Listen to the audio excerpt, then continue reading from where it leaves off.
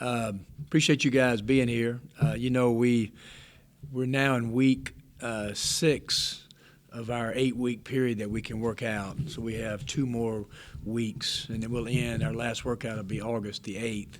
We've had our 5 returning guys, Devontae, Brian, KJ, Blake, Luis here. The 2 red shirts, Franco and Carlos Curry have been. So really those 7 returning guys have been here since the start of the summer. We had Austin Crowley and Tavian McCullum, and then Jarkel Joyner has been with us since the start of the summer. Bryce Williams and Hadeem Sy got here second semester, so they've been with us for about the last 3 or 4 weeks. And then Sammy Hunter is finishing up some academic work now, and hopefully has that completed by the end of July. And, so he wouldn't be here until the fall. But those guys have worked really hard. We had a good productive summer. The weight room has been really, really good for us. Academically, we're a much improved team in that area, which I think that goes along with kind of making progress with our team in all the areas. And so it's been productive. I just got off the road recruiting. Just got back from Houston, and then head back out to USA Basketball on Saturday. I was throwing out the first pitch tonight there at Redberg Park, so I ain't thrown a baseball in a while, so that may be kind of ugly. I've done that 4 or 5 times. I've hit the back of the screen before. I've kind of done it all. So I'm going to see if I can throw that lob in there tonight and kind of not make the catcher move too much. Is it Crowley or Crowley? Crowley. Crowley.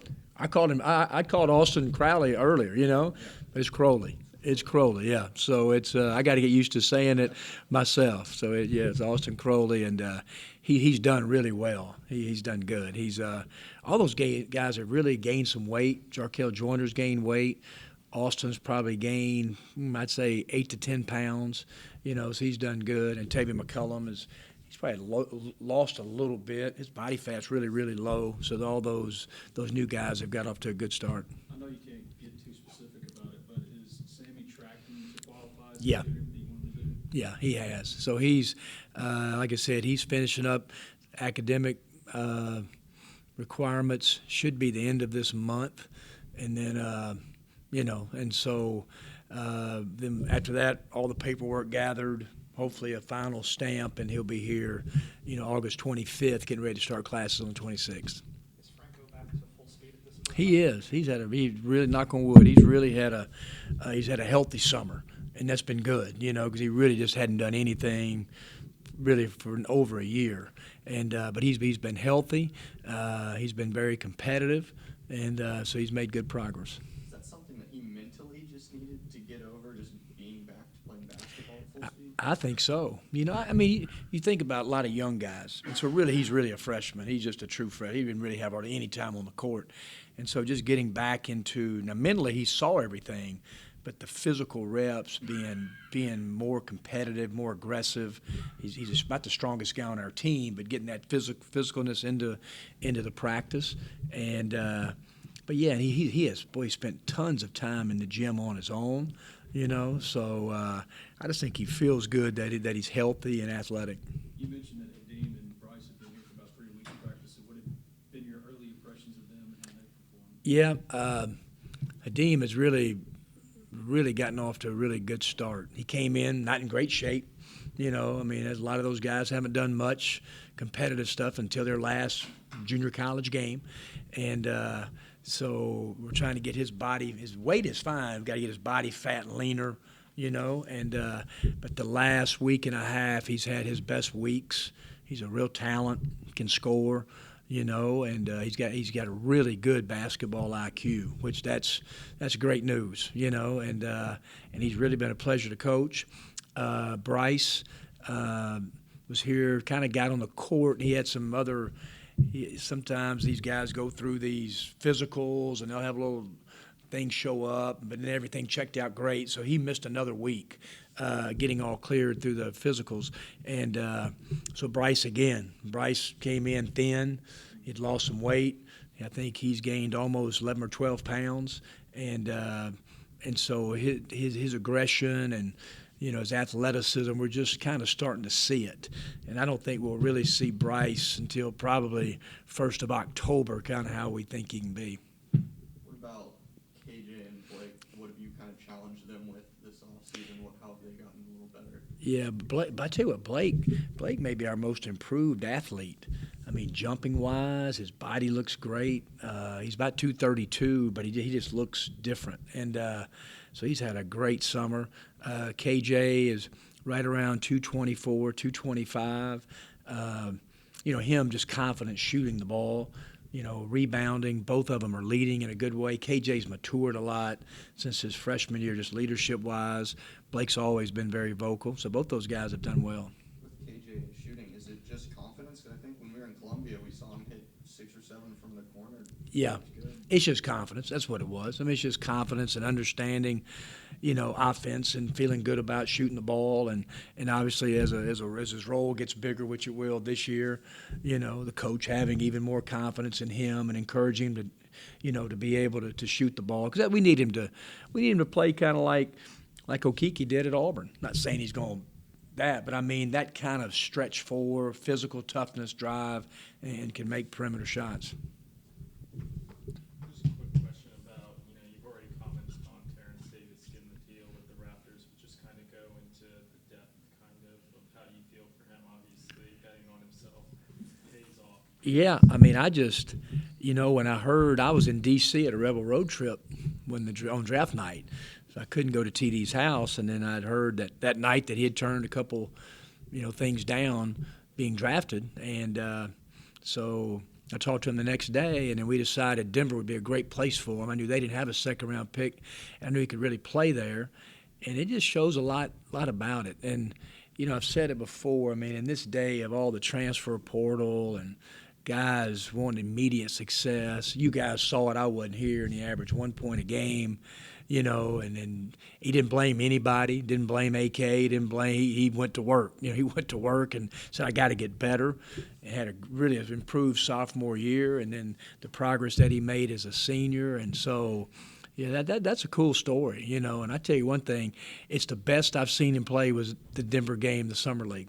I was there, and I said, I mean, he really played the right way, and everything was, the way he shot it, the way he guarded, and so they really like him. I mean, they really want him to play this year. Brian talks about how Terrence's success has kind of been a motivational thing for him. Have you noticed the difference in him since the end of last season? No doubt. I think you're exactly right. He went to that CP3 camp, and just indications of, you talked to NBA scouts that were there. I mean, they were really, really impressed with his toughness, how he played, improvement. And, I think it is. I think it's great motivation. I think it's great motivation just for Luis Rodriguez, that it's just, it doesn't matter where you start, don't worry about what happened last year.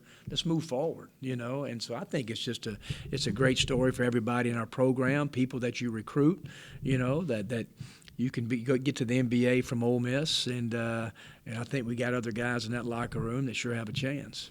You mentioned Luis. He had a pretty small role last year. What do you anticipate? Yep, I know he's his physicalness maybe is the most physical guy on our team right now. I can see him playing with a lot more confidence. I see Luis not only playing the 3, but maybe sliding down and playing some at stretch 4.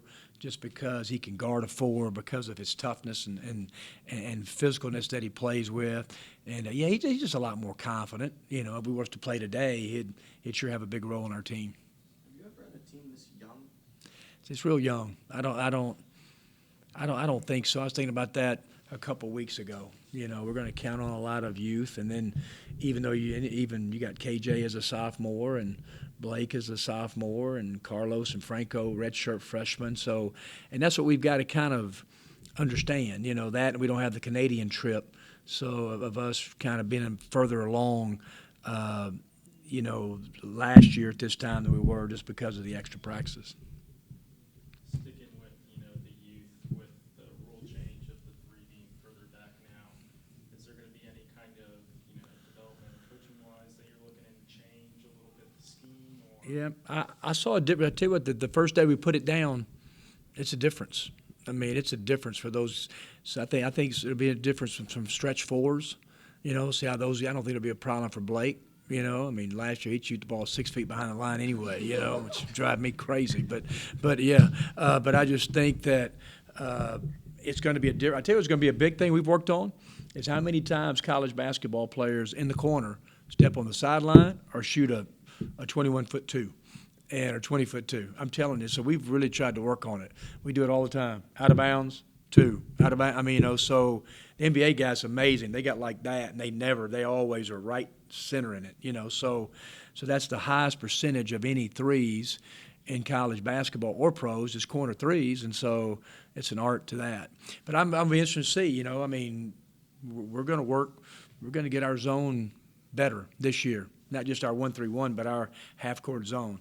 Because I think everybody's wanting to see, like in the NIT, the three-point percentages went down a couple percentage points to, you know, there may be more zone in the game because of the line being further back and maybe the percentages going down. Do you think that, you know, the zone defense will get a little bit stronger knowing that typical stretch forwards aren't used to having now pretty much an NBA three-point line? Do you think that'll help out defensively wise? Yeah, that's what I think it's what all college coaches are anxious to see. I think what's going to happen is that the percentages will go down initially, but then everybody will get used to it, and then percentages will get back to where it is. But during this transition period, you know, I think you may see some more zone than what we normally have seen. Anything else? All right, thanks, Appreciate it, guys. Thanks for coming out.